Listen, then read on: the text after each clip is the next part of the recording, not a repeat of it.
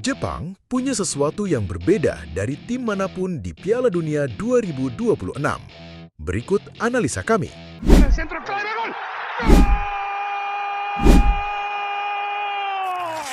Football Universe. Ada masa ketika Jepang datang ke Piala Dunia dengan label yang nyaris selalu sama. Tim disiplin, tim sopan, tim pekerja keras, tim yang fansnya viral karena membersihkan stadion setelah pertandingan. Dunia menghormati mereka, tetapi belum sepenuhnya takut kepada mereka. Jepang dianggap menarik, tetapi bukan ancaman utama. Mereka dianggap rapi, tetapi belum cukup brutal.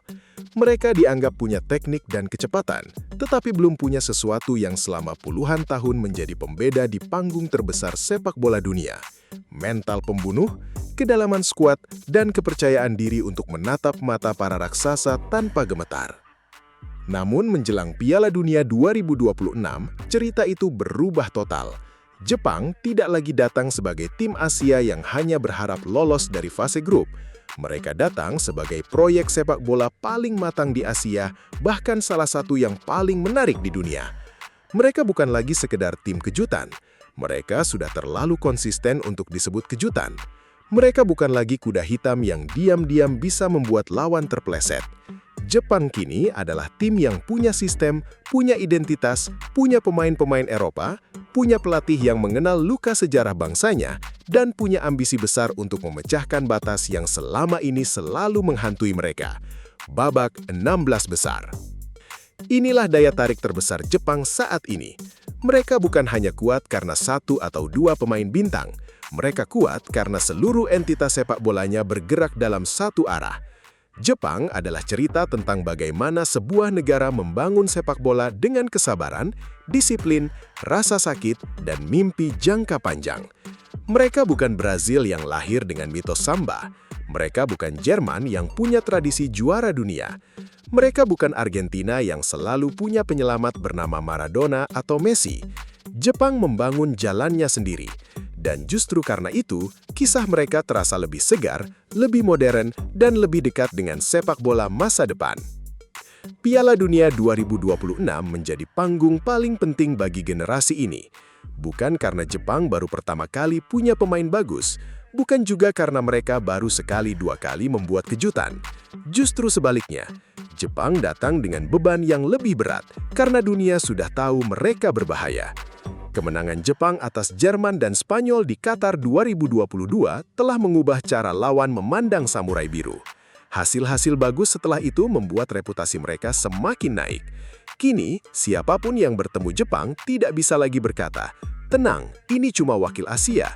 Kalimat seperti itu sudah kedaluarsa. Jepang hari ini adalah tim yang bisa menghukum kesalahan kecil, bisa bertahan sangat rapat, bisa menyerang dengan kecepatan tinggi, dan bisa berganti wajah sesuai lawan yang mereka hadapi. Itulah sebabnya pertanyaan tentang Jepang di Piala Dunia 2026 bukan sekedar bisakah Jepang lolos grup. Pertanyaan itu terlalu kecil untuk tim sebesar ini. Pertanyaan yang tepat adalah, bagaimana Jepang berubah dari underdog menjadi mesin sepak bola modern yang siap membuat takut raksasa dunia? Ini adalah kisah transformasi. Kisah tentang bangsa yang dulu patah hati di Doha, berkali-kali mentok di 16 besar, lalu terus memperbaiki diri sampai akhirnya tiba di titik ketika dunia mulai bertanya dengan serius. Apakah Jepang akhirnya siap menembus perempat final, bahkan lebih jauh? Untuk memahami Jepang 2026, kita harus melihat mereka bukan sebagai tim yang muncul tiba-tiba. Jepang bukan produk keberuntungan satu generasi. Mereka adalah hasil dari proyek panjang. Sepak bola Jepang tumbuh dari liga domestik yang makin profesional, akademi yang makin terarah, pemain muda yang makin cepat keluar ke Eropa, dan budaya kerja yang sangat cocok dengan sepak bola modern. Ketika banyak negara bergantung pada bakat alami, Jepang menggabungkan bakat dengan sistem. Ketika banyak tim nasional masih bingung mencari identitas, Jepang sudah punya fondasi yang jelas: disiplin, kolektivitas, transisi cepat, fleksibilitas taktik, dan keberanian untuk belajar dari kekalahan. Salah satu figur paling penting dalam perjalanan ini adalah Hajime Moriyasu. Ia bukan sekedar pelatih yang duduk di pinggir lapangan memberi instruksi. Ia adalah simbol dari memori pahit sepak bola Jepang. Ia pernah menjadi bagian dari generasi yang merasakan luka besar ketika Jepang gagal ke Piala Dunia 1994 dalam peristiwa yang dikenal sebagai tragedi Doha. Luka seperti itu seringkali menghancurkan, tetapi bagi sepak bola Jepang, luka itu berubah menjadi bahan bakar. Moriyasu membawa memori tersebut ke generasi baru. Ia tahu betul bahwa sepak bola tidak cukup hanya indah dan tertib. Di level tertinggi, sepak bola juga menuntut keberanian, kekejaman, dan kemampuan mengambil keputusan dalam detik-detik paling menentukan. Di bawah Moriyasu, Jepang bukan tim yang kaku. Mereka bisa bermain dengan 3 back, bisa bermain dengan 4 back, bisa menekan tinggi, bisa menunggu di blok rendah, bisa membiarkan lawan menguasai bola, lalu menusuk dalam transisi. Fleksibilitas inilah yang membuat mereka sulit dibaca. Banyak tim punya satu gaya utama, lalu panik ketika gaya itu tidak berjalan. Jepang berbeda. Mereka seperti bunglon. Melawan tim yang secara kualitas di bawah atau selevel, mereka bisa lebih dominan. Melawan tim besar, mereka tidak malu bermain pragmatis. Mereka tidak terobsesi terlihat cantik. Mereka lebih tertarik terlihat efektif. Inilah bentuk kedewasaan taktik yang jarang dimiliki tim Asia dalam sejarah Piala Dunia. Kemenangan Jepang atas Spanyol dan Jerman di Qatar menjadi bukti bahwa mereka punya kemampuan membaca pertandingan secara dewasa. Mereka tidak perlu menguasai bola sepanjang laga untuk menjadi berbahaya. Mereka bisa tampak tertekan, tetapi sebenarnya sedang menunggu momen. Mereka bisa memberi ruang kepada lawan, tetapi menutup jalur paling berbahaya.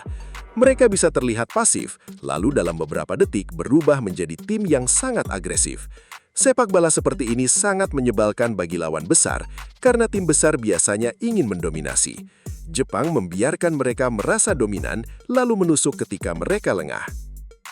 Namun, Jepang 2026 bukan hanya tentang taktik bertahan dan serangan balik. Mereka juga punya materi pemain yang lebih matang dibanding generasi sebelumnya. Inilah salah satu alasan mengapa artikel tentang Jepang sangat menjual untuk pembaca sepak bola. Fans suka cerita tim yang berkembang, tetapi mereka lebih tertarik jika cerita itu punya nama-nama konkret, dan Jepang punya itu. Takefusa Kubo menjadi simbol kreativitas generasi baru. Ritsu Doan membawa pengalaman, keberanian, dan kemampuan mencetak gol penting. Daichi Kamada memberi kecerdasan di ruang antar lini. Ao Tanaka memberi energi. Ayase Ueda dan Koki Ogawa menjadi opsi nomor 9. Daizen Maeda menawarkan pressing dan kecepatan yang bisa mengganggu bek manapun. Di belakang, Ko Itakara, Hiroki Ito, Takehiro Tomiyasu, Tsuyoshi Watanabe, Yukinari Sugawara, dan kawan-kawan memberi struktur yang lebih kuat dibanding Jepang masa lalu. Hal yang membuat skuad ini menarik adalah sebaran kualitasnya. Jepang tidak hanya bergantung pada satu superstar, justru disitulah kekuatan mereka. Banyak tim nasional akan runtuh ketika satu pemain bintangnya mati kutu. Jepang lebih kolektif. Mereka punya beberapa pemain yang bisa mengambil alih momen, tetapi sistemnya tidak disandarkan kepada satu nama. Kubo bisa menjadi wajah utama, tetapi bukan satu-satunya jalan. Doan bisa masuk dan mengubah ritme. Kamada bisa memberi koneksi antar lini. Maeda bisa mengacaukan lawan dengan pressing. Ueda bisa menjadi target di kotak penalti. Para bek mereka juga tidak hanya bertugas membuang bola, tetapi mampu membawa bola, membaca ruang, dan membangun serangan dari belakang. Absennya Kaoru Mitoma tentu menjadi pukulan besar. Mitoma adalah salah satu winger paling menarik yang pernah dimiliki Jepang. Dribblenya tajam, akselerasinya berbahaya, dan ia punya kemampuan memenangkan duel 1 lawan 1 yang sangat dibutuhkan di turnamen besar. Kehilangan pemain seperti Mitoma berarti Jepang kehilangan satu senjata yang bisa membuka pertandingan buntu. Namun menariknya, justru disinilah karakter Jepang diuji. Apakah mereka akan runtuh karena kehilangan satu bintang, atau justru membuktikan bahwa kekuatan utama mereka memang sistem, bukan individu? Jepang datang dengan skuad hebat, tetapi tidak sempurna. Ada luka, ada kehilangan, ada tekanan, dan semua itu membuat ceritanya lebih hidup. Kabar mundurnya Wataru Endo karena cedera juga menambah drama besar. Endo bukan hanya gelandang bertahan, ia adalah pemimpin, simbol ketangguhan, dan wajah kedewasaan Jepang setelah Piala Dunia 2022. Kehilangannya menjelang turnamen membuat Jepang harus menata ulang lini tengah. Shuto Machino masuk sebagai pengganti, sementara ban kapten berpindah ke Ko Itakara. Di posisi penjaga gawang, Zion Suzuki menjadi simbol lain dari evolusi Jepang. Selama bertahun-tahun, Jepang sering dipuji karena pemain tengah dan sayapnya, tetapi posisi kiper dan duel udara kerap dianggap titik rawan. Kini, Suzuki membawa profil yang berbeda. Tingginya mencapai 190 cm, bermain di Eropa, dan mewakili tipe kiper modern yang lebih atletis. Ia bukan hanya penjaga gawang yang berdiri di bawah mistar, tetapi bagian dari struktur permainan. Kehadirannya menunjukkan bagaimana Jepang mulai menghapus stereotip lama bahwa mereka bisa kalah fisik dari lawan Eropa atau Amerika Selatan. Jepang sekarang lebih tinggi, lebih kuat, lebih terbiasa dengan duel keras, dan lebih siap menghadapi intensitas sepak bola global. Lini belakang Jepang juga jauh lebih menarik dibanding yang mungkin disadari banyak fans kasual. Takehiro Tomiyasu, meski kariernya sempat diganggu cedera, tetap punya reputasi sebagai bek komplit yang bisa bermain di beberapa posisi. Hiroki Ito memberi ukuran tubuh, ketenangan, dan pengalaman di level tinggi. Ko Itakara kini memikul tanggung jawab besar sebagai kapten baru. Yukinari Sugawara bisa memberi ancaman dari sisi kanan. Nagatomo dengan pengalamannya yang luar biasa membawa unsur senioritas dan mental turnamen. Kombinasi ini membuat Jepang tidak lagi sekedar tim yang cepat di depan, tetapi rapuh di belakang. Mereka punya kerangka yang lebih serius. Di lini tengah, absennya Endo membuat peran pemain seperti Ao Tanaka, Kaishu Sano, dan Daichi Kamada menjadi semakin penting.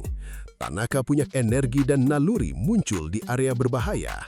Kamada punya kecerdasan untuk menemukan ruang, menghubungkan serangan, dan memberi sentuhan kreatif. Sano bisa menjadi bagian penting dalam menjaga intensitas. Jepang mungkin tidak punya gelandang bertahan seikonik Endo setelah ia mundur, tetapi mereka punya fleksibilitas. Moriyasu bisa menyusun lini tengah sesuai lawan. Melawan Belanda, Jepang mungkin butuh struktur yang lebih aman. Melawan Tunisia atau Swedia, mereka mungkin perlu kontrol dan agresivitas lebih tinggi. Di depan, daya tarik terbesar tentu berada pada kombinasi Kubo, Doan, Nakamura, Maeda, Ueda, Ogawa, Machino, Goto, dan Shogai. Ini bukan lini depan yang dipenuhi nama superstar global seperti Mbappe atau Haaland, tetapi mereka punya variasi.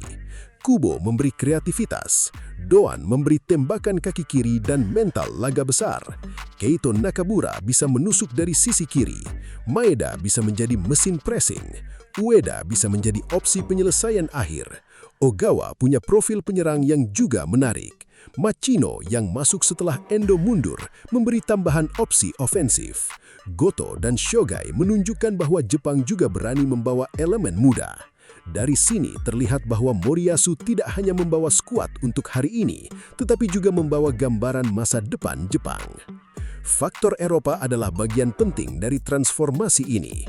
Dulu, pemain Jepang yang bermain di Eropa terasa seperti pengecualian. Sekarang, itu menjadi standar.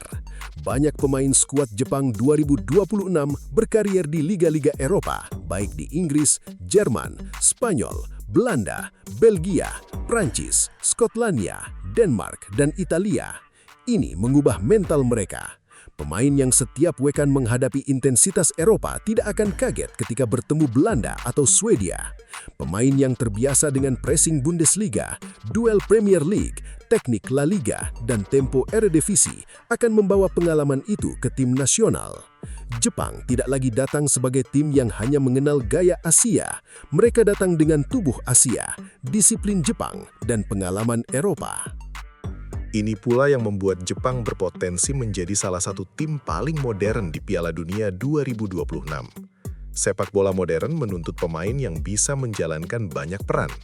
Bek harus bisa membangun serangan, gelandang harus bisa menekan dan menciptakan peluang. Winger harus bisa masuk ke half space, striker harus bisa melakukan pressing.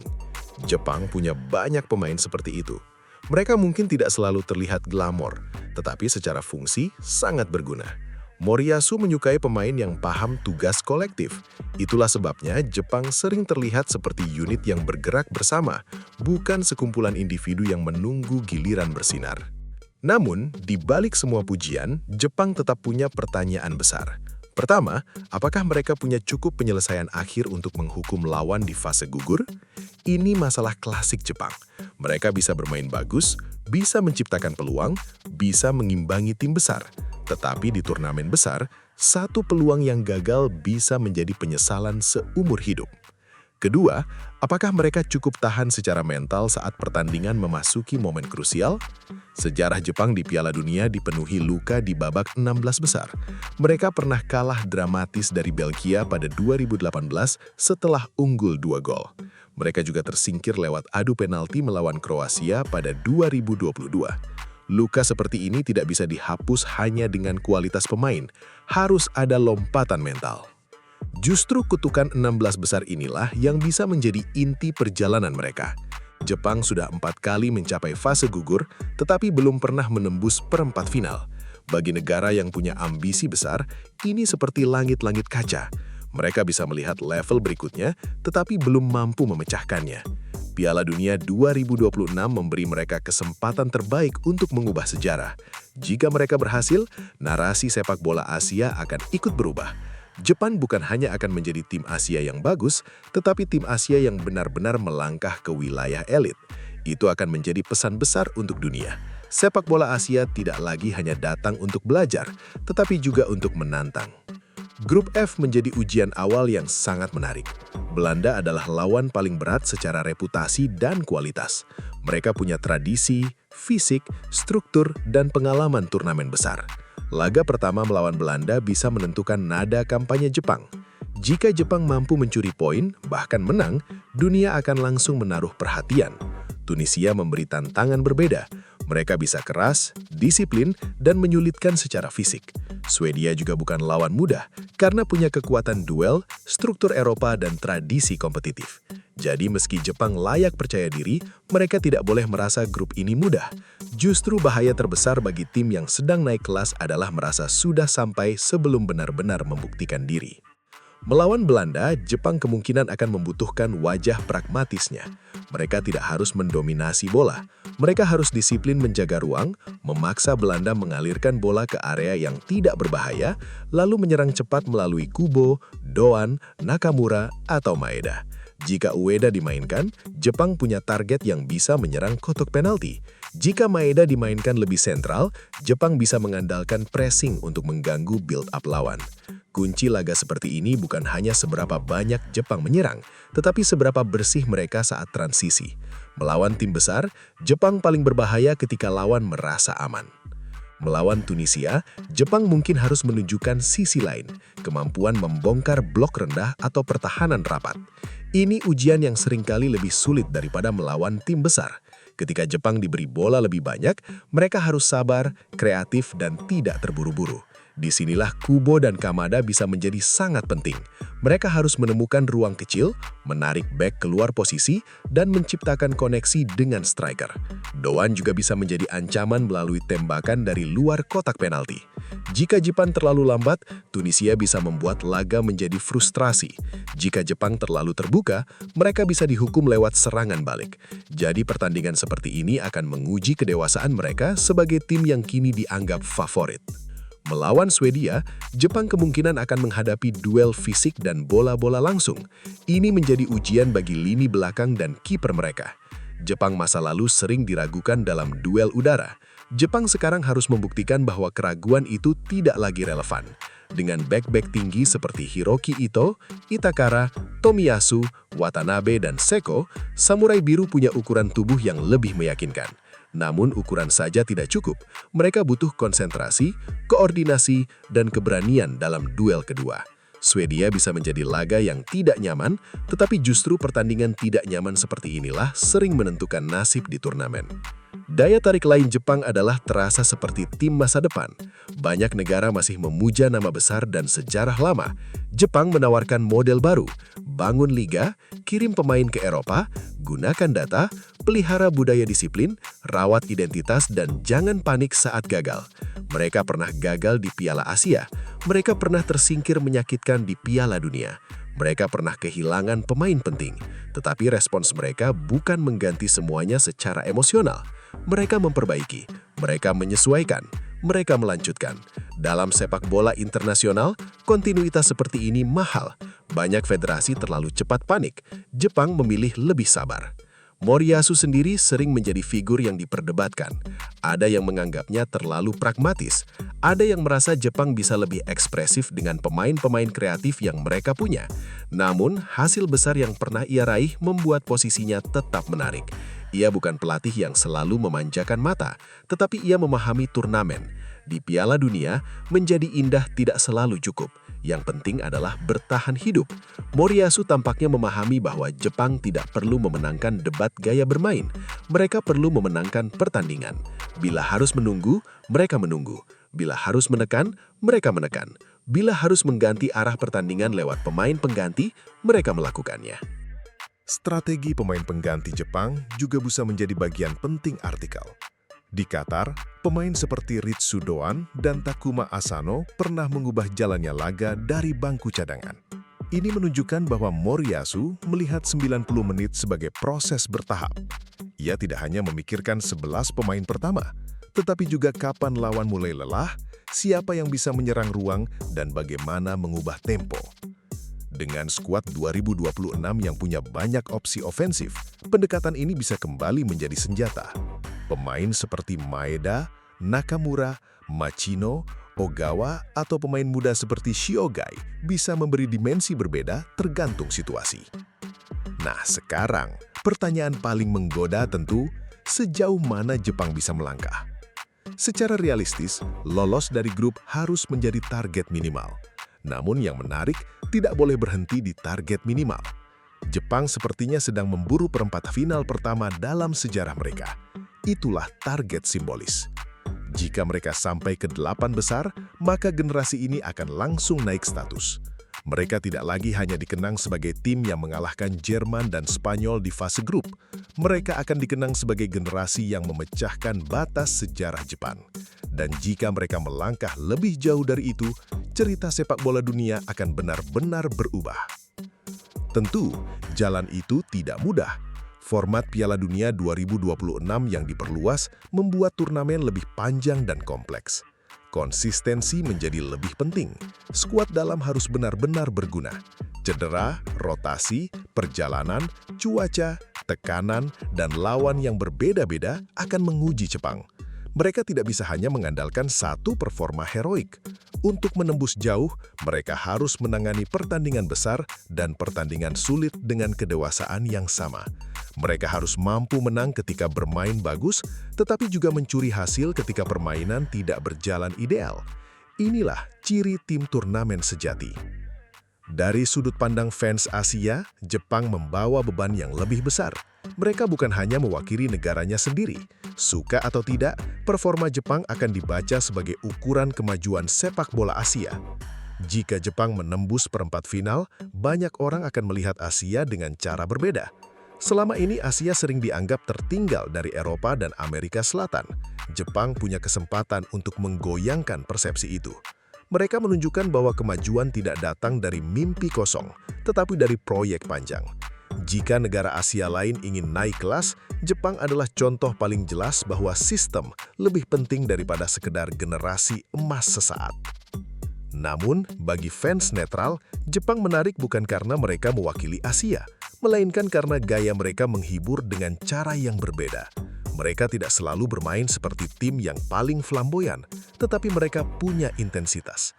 Mereka punya gerakan kolektif. Mereka punya pemain yang cerdas. Mereka punya momen transisi yang eksplosif.